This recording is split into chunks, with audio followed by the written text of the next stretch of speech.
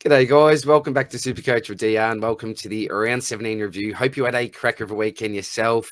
Now, due to unforeseen circumstances, I didn't get to watch a heap of the footy this week. I'll go into that possibly in the Swordplay potty, but I'll tell you what, Supercoach-wise, a pretty solid round. Now, the Supercoach gods looked after me here because pre-scaling, I was at 24.98 and I was just crossing my fingers going, give me 2 more points because a 2,500 looks so much better than a 24.98. So very glad I got there in the end. And overall, 602 now. So after a couple of red arrows a week before, good to see that I'm going up in the ranks again.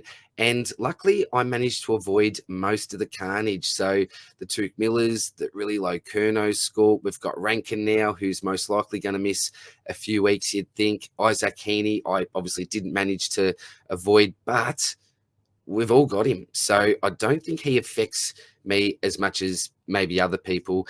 And the 23rd man, he is going to come in very, very handy this week for most people, you'd assume. And if you don't have one, then you're most likely going to have to use a trade or two, or else get some rookie coverage that isn't as reliable as maybe what you'd be hoping for. But all in all, as I said, a pretty solid round for me. So I'll talk about what I did trade-wise. Originally, I was slapping myself, but pretty happy with my decision in the end. The captaincy choice wasn't ideal. If I had have maybe gone someone else, then who knows what the round score could have been. Who knows what the round score could have been if I had have gone through with my original trades. But as I mentioned, with all the carnage that we've seen lately, I'm just glad that I managed to avoid most of that. So I'll take you through the side, take you through a couple of trade scenarios that I may be looking at this week, and then get into the captains. And if I remember this week, I completely forgot the week before, also get into some leagues. So hope that you all guys, all the best.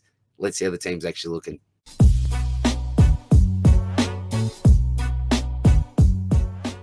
Alrighty, now before we get into the side, I better take you through my trade scenarios from last week. So at the end of the day, I made the conservative decision not to trade at all. So believe me, after the Friday night, I was kicking myself because every trade-in option basically involved getting Caldwell into the side. Now, it did hurt, but at the end of the day, I think the decision to hold off trades may be a little bit better in the long run because we saw how much carnage we were faced with this week. You know, you've got the potential Heaney suspension. Rankin, he's definitely going to be out. You've got the Miller injury. McGovern's in hospital. So much carnage just within the 1 week. And at the end of the day, I wasn't comfortable just having 2 trades with 7 rounds to go. If there was maybe 5 rounds to go and I had the 4, I may have been prepared to do it. But I think it just goes to show that after this weekend in particular, that having that extra trade up your sleeve may be a really big advantage towards the end of the season. In, well, shorter terms, I suppose, it may have hurt my rank because, well, it did hurt my rank because bringing in Caldwell for Fisher, for example, would have given me, I don't know how many extra points instead of Sexton. If I had have gone through with the other trade scenario, Sexton and Brucey out, Rawlinson and Caldwell in, then I would have been laughing. But again, both scenarios ended up with 2 trades and I wasn't comfortable with that. So that's the reason behind not trading. Hopefully it works out for me.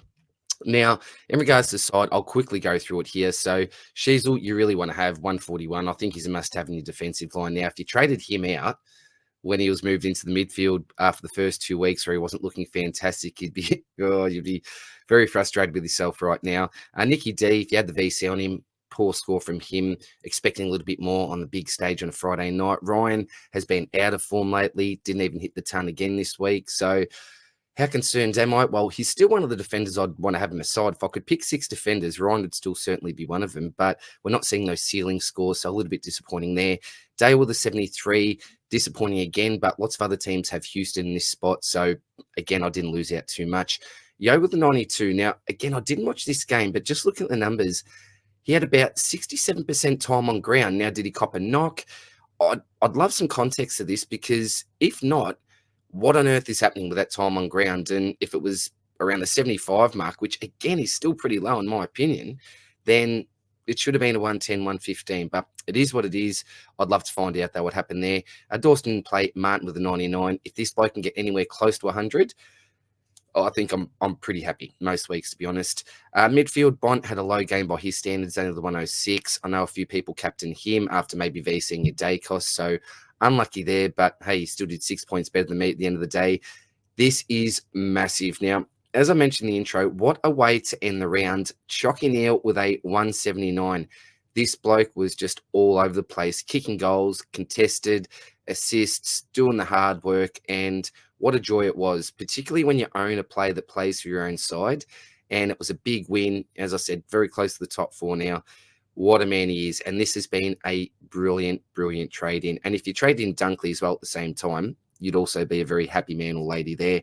Butters, another ceiling game, but another bloke that was actually subbed out of my side. Now, if he hadn't been subbed out, and I believe it's just managed, who knows what this could have been. He may have even surpassed Lockie this week, but still, I'm not complaining with close to 160. Very popular player, but go Zachy boy, wrap with that.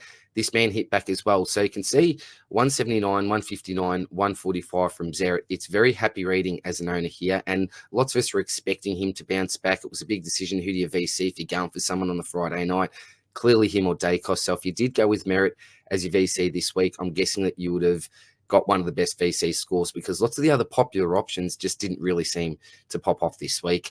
Walsh, I wasn't expecting much with the 69 because he was obviously going to get tagged by Bedford. I think all of us saw this coming. So it is what it is. Massive game last week. I always compare him to Jordan Dawson. And even with the 69 this week, he still outscored Dawson for the second week in a row. So I suppose that's a mini win for me in my own head anyway. The Schlong. Now, what on earth is going on? Now, please tell me, Adam Uze, what on earth are you doing to us here, mate? Jack Graham with the job on Sarong. You haven't been tagging. Graham hasn't tagged for, I can't remember the last time Jack Graham tagged someone, but you did it this week when the man was back at home. We've seen big ceilings there against the so-called best matchup for inside mids in the comp, and he comes out with an 84. So super disappointing. I know lots of people, again, had him as a backup captain option, and if I had have gone with Dacos as my VC, he would have been my backup option as well. So super, super unlucky there, but I didn't see it coming, but it is what it is. Tommy Green with a 96. No disaster after what he's produced at times during this season, but you'd always like to see at least triple figures here from your premium midfielders. And Connor Ozee, 168. We talk about the ceilings. I wish I had have been able to watch this game because I would have been absolutely jumping for joy here, but apparently dominated in the first quarter, 67 points. So I think I saw a tweet, and then obviously continued to dominate after that. And I was so disappointed with myself for not going to Sinclair the week before, but maybe I have made the right decision here because trading out Fife and Oliver, although they both went really well last week for their standards this season, if you look at the Simpkin in and the Rosie in this week, and if you just compare Rosie to Oliver, I've made 100 points in just the 2 weeks since I made that trade. So very, very happy man there. Thank you, Connor. Where's he going to finish from here until the end of the season? I'm really not too sure. I must admit, I was a little bit worried about having him sitting there at M8, but when you compare him to other players, maybe like your Dawsons, like your Rouse in particular, then it's actually looking okay. So massive, massive game from Connor Rosie. Thank you, mate. Dowling looks to be pretty good cover with a 67. Actually pretty impressed with his game. So well done for Billy. And if you had to use him this week, he would be absolutely shattered. He got more than my Sexton pick, for example, there. Brown didn't play, neither did Sard, as we know. The two rucks really underperformed this week. Now, again, I didn't see this game, but what happened with Big Maxi here? I'm hoping he's not injured and this was just tactical. Was he banged up? I really, really don't know here, but 100, not great. Again, similar to Yo in this game, I look at his time on ground and think, what could have been from this great man? But not an absolute disaster, I suppose, at the end of the day. And Brody Grundy with a 94. He had a pretty low score last week, I think, from memory. And you had like Sherry popping off this week. English got a nice 130 plus. That does hurt me, but hopefully he doesn't regress and he is the actual pick that I thought he'd be. I'm not worried, though, with Brody Grundy. Happy to own him. Flanders with a 104. So I did hear that this was looking likely to be his first sub-ton of the season, but as Sammy Flanders does, he just racks up the ball with ease and clawed his way to another 100 plus. Hasn't gone below 100 yet, so 104 from him. Very, very happy as always. Heaney with a 127. Now, this is a really controversial incident. People say by the letter of the law, he's got to miss a week. That's the Brownlow gone. I don't know. where he's at. I'm not a bettor, I'm not a punter, but surely he'd have to be right up there in calculations. But yeah, what to do with Isaac Heaney? Absolutely hold. Absolutely hold. I think if it's just a 1 weeker like it's looking likely, then there's no question. We just hold on to the great man. It's all golden 84, so disappointing, but managed to get it towards the end and save a score, I suppose you'd say. If this is more of a floor type, we take that from the Zorks. Dogger Jackson with the 121. Now, sometimes you get lucky in this game, but I've said multiple times this season, apart from the ruck coverage, is the fact that if the big Shrek goes down, and it's already happened multiple times this season, so there's no surprise here, then Dogger as the number one ruckman has one of the best ceilings in our forward line. And we saw Shrek go off at half time with Dogger already, I think, on 50 plus by half time, but he just managed to really hit home strong, was an absolute tackling beast as well. Shrek is out due to HIA for this week. So who are Freo playing?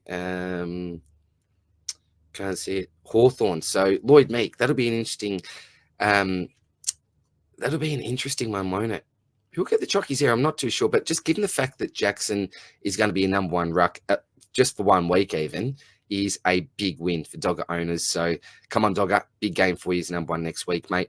Jysim can really bounce back. So last week I was just shattered with this pick, thought, what have I done? The guy's a muppet. He was a trap for sure, but showed his class this week, and well done to the Roos. Well done, Cause a Big J, on my Roo mates. Great to see you guys get a win. And as a captain of the club, he'd be extremely proud, and I was extremely proud of his performance this week. At 110, yes, thank you very much, mate. Absolutely love it. Sexton with a 58 now. He's technically my 23rd man, and this is getting a little bit concerning. So do I look to rectify this week? I'll go through some scenarios, but yeah, 58 is not doing as much as a Dowling. If you look at the price difference there, is it just time to get off now? Potentially. We'll see what happens there. Fisher didn't play, and Brucey with the 36, just not his day, unfortunately. A couple of kicks didn't hit the target and didn't find a heap of the pill after that 95 last week. So I lucked out in a little way there, being able to loop in from last week. But as we said, just not his week this week. So if we look up here, we've got 22,800. So bugger all in the bank. The blokes that we potentially look to trade out. So there's no one here. Obviously, keep on to all these blokes. Dawson, Reed, can't do much there. Not doing anything here. Obviously, in the midfield, it's going to be somewhere in the forward line. Now, if the Fish doesn't get up again this week, then I've got the option to get rid of him. But again, I just feel that he's so important to my cover down back. So the bloke that I would look to trade out is going to be Alex Sexton. Unfortunately, I can't do much within the single trade. I've got one idea in mind, but I don't really like it. 439. So if I just sort by highest price here. Yeah, geez, we're getting pretty dodgy, aren't we? Kerno I could actually get onto, but why would you when he's been dishing out what he has the last couple of weeks? Just super unfortunate. He looked so good for that 118 before that, didn't he? Yeah, so I'm just not Harry Shea. No, so I can't do anything there in the one trade. However, if I wanted to do something a little bit funkier, which would potentially allow me to loop, your Martin types, would be to trade in this fella here.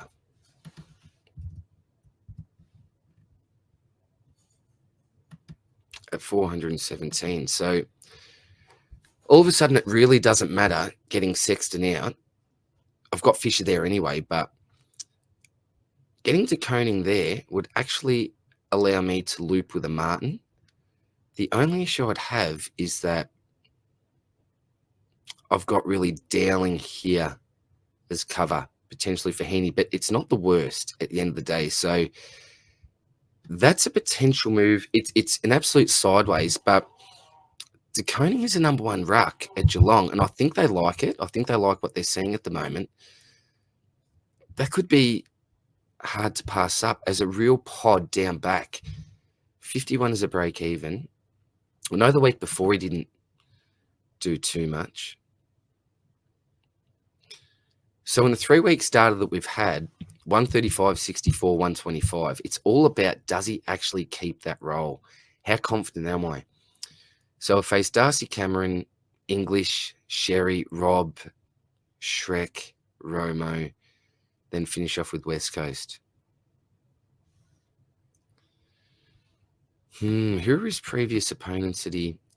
So it was Meek, the Goldie Draper combo, and then his brother. So his brother took the chockies, but still to get a 135, that's really nice. So that could be an option. But again, he hasn't got that DPP. What it would allow me to do also, having Sard there, is to bring one of these blokes like your Yos, your Dacos, your Martin into the midfield. So really, in a way, if you look at it, De Koning is covering the midfield and the defensive line. It's just here. So am I comfortable having Dowling and Revel there? I've got 3 trades, so I won't be going all the way down to 2. And I think it could be a real pod move. What's his ownership like?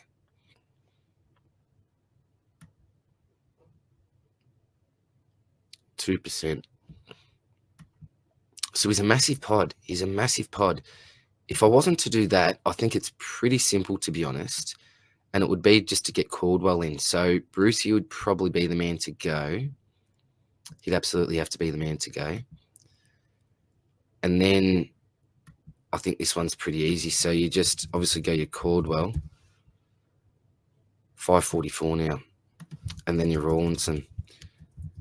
And the good thing about this is that I'd have now 106K in the bank, which would allow me to make some moves. So it'd be Flanders, Heaney, Zorko, Dogger, Simpkin, Caldwell. Or with Fisher on, you'd probably take... Yeah, well, you'd loop these two. If possible, you'd assume, wouldn't you, with the fish there? So that would be the other scenario I'd be looking at. There's no one else I think that I'm interested in, apart from Caldwell. You can't go Rankin now. Do you go someone like a Dylan Moore? He's been playing okay lately. 532. No to Rankin. I think Caldwell's just got to be the man, doesn't he? Joey Danaher. Then, geez, you're looking at Mason Wood. Guelphy types. Wowee.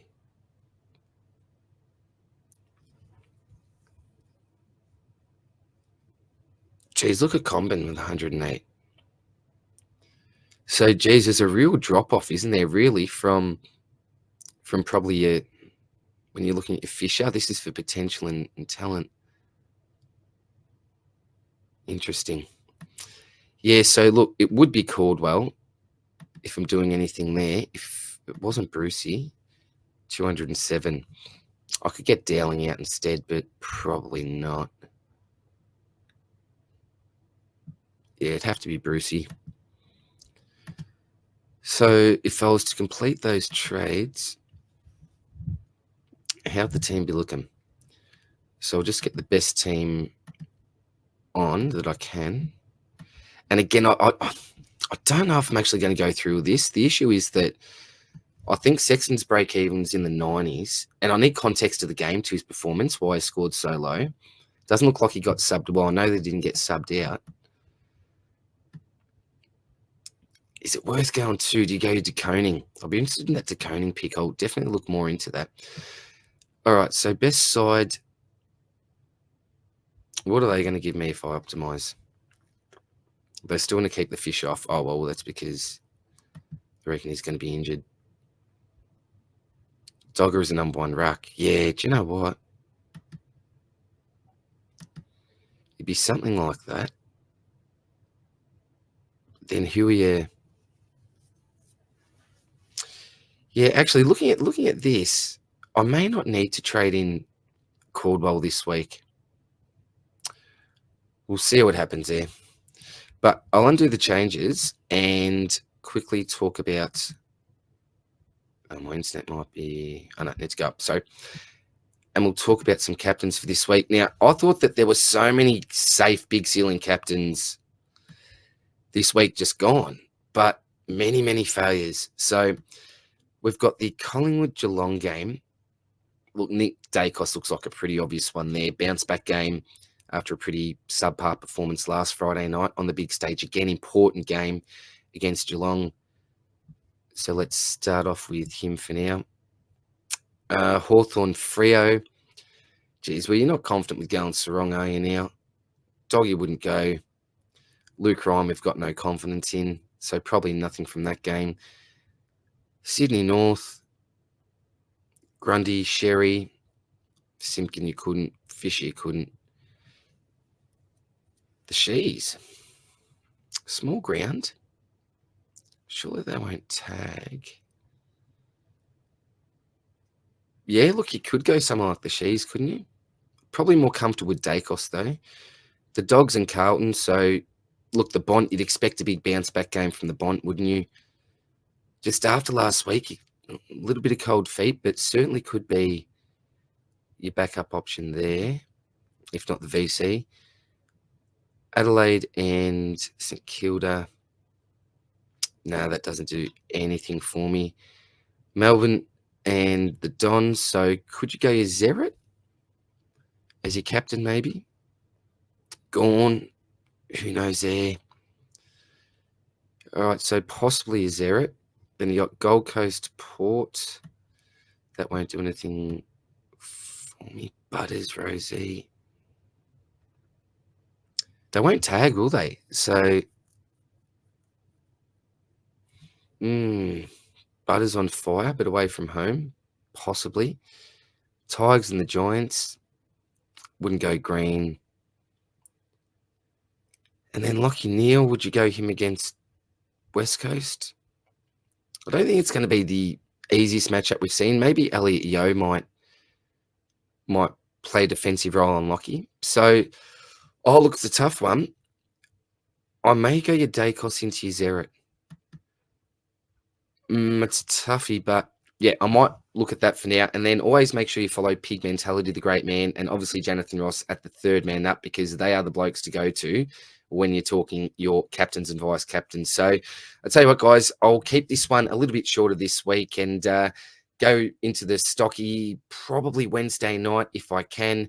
Supercoach Swordplay will be recording on the Tuesday night. Tomorrow morning, I'm actually joining Al Payton and the crew at the Herald Sun for the official Code Sports podcast. So that should be available on YouTube, I think. So honoured and looking forward to being a guest on that. That's always a bit of a kick with the big boys here at the Herald Sun. And Wednesday, I'll be joining Clarkey and Damo at the Footy Mailbag. So again, cannot thank those two legends enough for all their support over the years. So really excited to catch up with those boys. And then on the Friday night, I think it is, I have to double check the calendar again. I'll be catching up with the boys from Supercoach Mates as well and doing a bit of a mid-season Supercoach review and talking some Lions as well. So really looking forward to that. So thanks for watching, guys. I hope that you're all well. Plenty of content to look forward to this week, and I'll see you soon in the next one. Cheers, bye.